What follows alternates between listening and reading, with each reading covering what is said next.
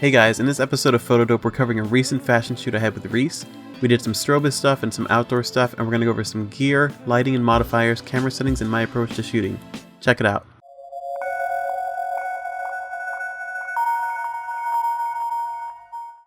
Welcome to my studio. So for my shoot with Reese, I knew I wanted to try a dramatic low-key lighting setup, which is the kind of photo with a deep dark background and light mainly on your subject. It produces an image that looks like it was taken in complete darkness, which is great if you have a messy little studio like mine. So let's go over the gear. If you've been following along on my channel, you'll know that I'm a Strobist style shooter. If you're still new to this style of shooting, feel free to check out my first video which covers what Strobist photography is and the gear you'll need. Basically, it means that I'm just using a bunch of these little flashes to light my image. As far as camera and lens goes, I'm using my Nikon D300 and my 80-200mm 2.8 push-pull lens. Both of these are currently $300 each, so they're very affordable. I used 3 strobes on this shoot and 2 different modifiers, the first being a 30-inch octabox, which was my key or main light. The fill light was actually a strip box that came with a video light that I ghetto rigged by throwing a flash in there, and the third light was a bare flash pointed at the model's back for a hair light. So here's what the setup ended up looking like, and I realize this can be a little hard to figure out in this visual, so let's take a look at a lighting diagram. So the first thing to note is that I do have a gray seamless setup in the background, and my subject is about 8 to 10 feet away from it. The key light is about 4 feet away from her on camera right and is set to a quarter power. There's a fill light about 3 feet away from the subject on camera left set to 32nd power, and a hair light / kicker behind the model at an angle on 64th power. My camera is set to 320 ISO, my shutter speed is set to my max sync speed at 2/50th of a second, and my aperture is set to 8. Now your settings may vary depending on your gear and shooting space, but this should give you a general idea of where you want to be. By the way, before you start shooting this, I recommend shooting this image without triggering the lights. You want to make sure that the base image you start with is fully black.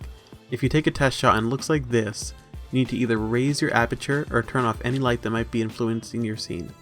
Once your image is fully black, you can turn on your strobes and tweak them until you get the desired result.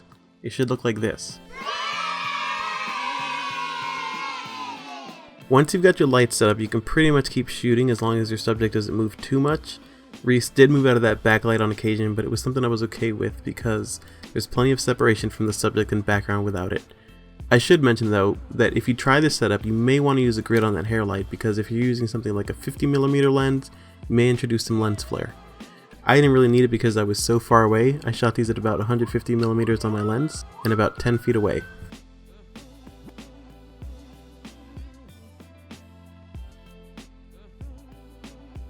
So here's some bonus footage of the outside portion of my shoot.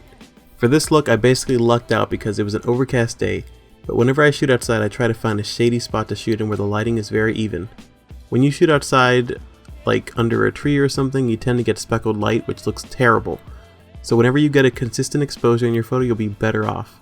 If it's a sunny day, you can even use a scrim or just embrace the hard light, which is tough but very rewarding. I shot this with the same camera and lens as before and really tried to get my subject away from the background and pull it forward using the compression of my 200mm lens.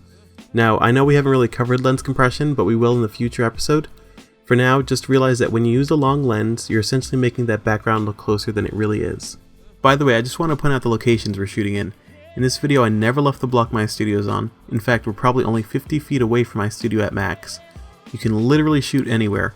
You may have to get a little creative and use locations you'd never think of. I mean, to look at some of these shots, you wouldn't know that they were taken steps from each other, but they totally were. Despite that, I'd like to think we got some great shots. Alright guys, well that's it for this episode. Feel free to let me know what you'd like to see me cover in our future episodes, and don't forget to like and subscribe, and also check out my website. See you next time.